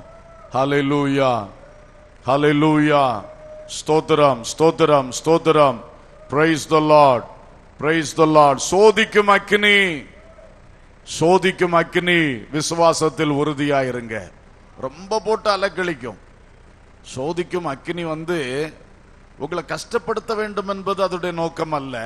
உங்களை எப்படியாவது விசுவாசத்தை விட்டு மறுதலிக்க பண்ணணும்னு தான் அதோடைய நோக்கம். அதுக்கு தான் அந்த பிசாசு சாத்தான் யோபுவை எப்படி எல்லாம் சொன்னான் பாருங்க. கடைசியில சொந்த மனைவியை வச்சே சொன்னான், நீங்க தேவனை தூஷித்துட்டு ஜீவனை விடுங்க. பாத்தீங்களா அந்த வார்த்தை? நீ சும்மா சாகாத, தேவனை தூஷித்துட்டு சாகு. அப்பதானே சாத்தானுக்கு வெற்றி வரும். அதுக்கு தானே இவ்வளவு போராட்டம், அக்கினி. அதே மாதிரிதான் உங்கள்கிட்ட சிலர் கிட்ட வருது. நீங்க நல்ல பொறுமையா இருக்கிறீங்க, சகிக்கிறீங்க, ஜெபம் பண்றீங்க, அதன் நடுவிலும் இயேசு நல்லவர்னு சொல்றீங்க. இத பார்த்துட்டு அடுத்த ரவுண்ட் அட்டாக் பண்றான், அடுத்த ரவுண்ட் அட்டாக் பண்றான். இப்படிதான் சிலருக்கு அடுத்தடுத்த ரவுண்ட் அட்டாக் வந்துட்டே இருக்கு. பயப்படாதீங்க சகோதரியே, சகோதரனே. யோபுவுக்கு 2 முறை தேவன்கிட்ட போய் பெர்மிஷன் வாங்கிட்டு வந்து அட்டாக் பண்ணான்ல, அந்த சாத்தான் தான் இவன். ஆனா நீ கடைசி வர உண்மையாயிரு. ஆண்டவர் யோபு பார்த்து அழகான சாட்சி கொடுத்தார். என் தாசனாகிய யோபு பேசினது போல் நீங்கள் என்னை பற்றி நிதானமாய் பேசவில்லை. யோபு நிதானமாய் பேசினான். யோபு வாயிலே வஞ்சகம் இல்லை, வாயினால் பாவம் செய்யவில்லை. தேவ பிள்ளையே, சோதிக்கும் அக்கினி. ஹல்லேலூயா. கர்த்தருக்கு ஊழியம் செய்கிறவர்கள் வேற யாராவது செய்யற ஊழியத்தை பார்த்து காப்பி அடிச்சு செய்யாதீங்க. வசனத்தை பாருங்க. ஒருவன் எனக்கு ஊழியம் செய்கிறவனாய் இருந்தால் அவன் என்னை பின்பற்ற கடவன் என்று கர்த்தர் சொன்னார். ஒரு பிரபலமான ஊழியக்காரனை பின்பற்றுன்னு சொல்லல, நீ இயேசுவை பின்பற்று. கர்த்தருடைய வார்த்தையில் உள்ளபடி செய். நான் சொல்லிய இந்த வார்த்தைகளை கேட்டு அதின்படி செய்கிறவன் எவனோ அவன் கன்மலையின் மேல் தன் வீட்டை கட்டின புத்தியுள்ள மனுஷன். ஹல்லேலூயா. அது சோதனைக்கு தப்பும், அது பரிசு பெறும். நிந்தை அவமானத்தின் வழியா எத்தனை பேர் கடந்து செல்லுகிறீங்க? சும்மா பக்கத்து வீட்டுக்காரன் ஜாட வச்சு பேசுறான், அவன் பேசிட்டே இருக்கட்டையா, நீ மைண்ட் பண்ணாத, நீ மைண்ட் பண்ணாத. அதை போய் உன் உள்ளத்துல எடுத்து நீ ஏன் வேதனைப்படுற? பொறுக்கு மட்டும் பொறுத்தேன், 4 வார்த்தை நானும் சூடா கேட்டேன். அது விசுவாசிக்கு அழகு கிடையாது. நீ ஒன்னும் சூடா கேட்கண்டாம், குளுமையாவும் கேட்கண்டாம். அது காதலே வாங்க வேண்டாம், விட்டுவிடு. கர்த்தர் அதை பார்த்து கொள்ளட்டும். நீ நிந்திக்கப்பட உனக்குள்ளே கர்த்தர் மகிமைப்பட்டு கொண்டிருக்கிறார். அதை நினைச்சு சந்தோஷப்படுங்க, அதை நினைச்சு சந்தோஷப்படுங்க. ஹல்லேலூயா. பாடுகள் சகிக்க தேவ ஜனத்தோடு பரனே அன்பாய் அழைத்தே. பாடுகள் சகிக்க தேவ ஜனத்தோடு பரனே அன்பாய் அழைத்தே. வீடும் நாடும் இனம் ஜனம் யாவும் மறந்து நாம் இயேசுவே உம்மை பின் செல்ல. வீடும் நாடும் இனம் ஜனம் யாவும் மறந்து நாம் இயேசுவே உம்மை பின் செல்ல. அன்பேதுவே அன்பேதுவே என்னை அழைக்க அன்பேதுவே அன்பேதுவே அன்பேதுவே என்னை அழைத்த அன்பேதுவே அன்பில் பரிசுத்தனாய் என்னை நிறுத்த பிதா நினைத்த பிறந்தேதுவே. அன்பில் பரிசுத்தனாய் என்னை நிறுத்த பிதா நினைத்த பிறந்தேதுவே. ஆமென். எல்லாரும் கைகளை தட்டி அந்நிய பாஷைகளை பேசி தேவனை மகிமைப்படுத்தலாம். எல்லாரும் அபிஷேகம் பெற்றவர்கள் அந்நிய பாஷைகளை பேசி தேவனை மகிமைப்படுத்துங்கள். கர்த்தர் இந்த வசனங்களை உங்களுக்குள் ஸ்தாபிக்கட்டும். கர்த்தர் இந்த வசனங்களின்படி உங்களை பலப்படுத்தட்டும். சுத்திகரிக்க வேண்டிய இடங்களை சுத்திகரித்து இன்னும் மேன்மையாய் மகிமையாய் எழுப்புவாராக. சோதிக்கிற நேரத்திலே நாம் ஜெயமாய் வெளிவர உதவி செய்வாராக. நிந்திக்கப்படுகிற நேரத்திலே, துன்பப்படுத்தப்படுகிற நேரத்திலே நம் மூலம் நமக்குள் வாசம் பண்ணுகிற ஆவியானவர் மகிமைப்படுவாராக. ஹல்லேலூயா, ஹல்லேலூயா. அன்புள்ள பிதாவே, நல்ல தகப்பனே, நாங்கள் உம்மை நன்றியோடு துதிக்கிறோம். அக்கினி சோதனைகள் வாழ்க்கையில் வந்து கொண்டிருக்கிறது. சிலருடைய வாழ்க்கை கொஞ்சம் காலங்களாய் அதற்குள் கடந்து சென்று கொண்டிருக்கிறது. அடுத்தடுத்த ரவுண்ட் ஆஃப் அட்டாக்ஸ் வந்து கொண்டே இருக்கிறது. ஆனாலும் எங்கள் தேவன், நாங்கள் எங்களுடைய திராணிக்கு மேலாக நீங்கள் எங்களை சோதிக்கிறவர் அல்ல. ஆமென். அந்த நல்ல விசுவாசத்தை எங்களுக்கு தாரும். ஆமென். அக்கினியில் நடந்தாலும் அது உன் பேரில் பற்றாது. அக்கினியில் நீ வேகாது இருப்பாய் என்ற வார்த்தை எங்களில் நிறைவேறட்டும். விசுவாசத்தினால் இந்த அக்கினியின் உக்கிரத்தை அவித்து ஜெயமெடுக்க ஒவ்வொரு பிள்ளைகளுக்கும் இன்றைக்கு திட பலனும் தைரியமும் தாரும். ஒருவரும் பாடுகளில் சோர்ந்து போகக்கூடாது, பிரச்சனைகளில் சோர்ந்து போகக்கூடாது. உள்ளத்தில் தைரியத்தோடு, நாவில் அடக்கத்தோடு, கையில் அடக்கத்தோடு, மாம்ச கிரியைகள் ஒன்று வெளிப்பட்டு விடாதபடி ஆவியில் ஜெயம் எடுக்கத்தக்கதாக, ஜெபத்தில் ஜெயம் எடுக்கத்தக்கதாக, பொறுமையில் சகிப்புத்தன்மையோடு ஜெயம் எடுக்கத்தக்கதாக என் தகப்பனே, நீங்க விரும்புகிற அந்த அனுபவத்தை எங்கள் ஒவ்வொருவருக்கும் தாருமப்பா. அதற்குத்தானே இத்தனை பாடுகள். எங்கள் வாயை சாத்தான் கிளறி கொண்டே இருக்கிறான், எங்கள் கையை தூண்டி விட்டு கொண்டே இருக்கிறான். ஆண்டவரே, இதெல்லாம் கையை அடக்கி, நாவை அடக்கி, இயேசுவின் வசனத்தின்படியாக பரிசுத்தாவியின் வல்லமையினாலே ஜெயம் எடுக்கத்தக்கதாக ஒவ்வொரு பிள்ளைகளுக்கும் கிருபை செய்யும் அப்பா. சபைக்கு விரோதமான போராட்டங்கள், நிச்சயமாய் சபை குறித்து ஒரு பெரிய தரிசனத்தை வைத்திருக்கிறீர். ஆகவே சபைக்கு விரோதமாய் சத்துரு போராடி கொண்டிருக்கிறான். அந்த அக்கினியின் முடிவிலே மகாபெரிய மகிமை வரப்போகிறதற்காய் ஸ்தோத்திரம். எத்தனையோ தேவ பிள்ளைகளுக்கு விரோதமாய் இந்த தேசத்திலே பயங்கரமான நிந்தைகள், அவமானங்கள், பரியாசங்கள், பாடுகள், உபத்திரவங்கள், அடிதடிகள், கொலைபாதகங்கள்.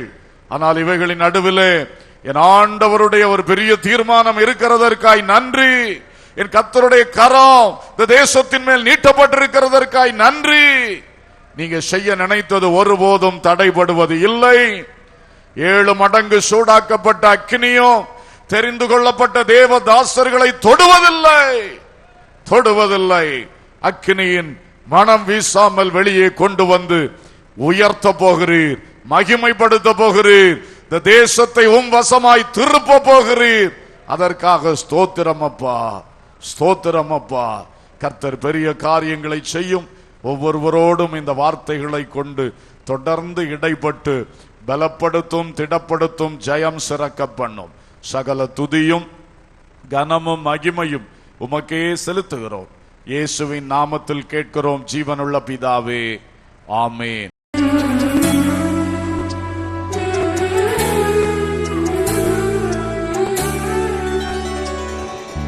அனைத்தையும் செய்து முடிக்கும் ஆற்றல் உள்ளவரே, நீர் நினைத்தது ஒரு நாளும் தடைபடாதையா. அனைத்தையும் செய்து முடிக்கும் ஆற்றல் உள்ளவரே, நீர் நினைத்தது ஒரு நாளும் தடைபடாதையா.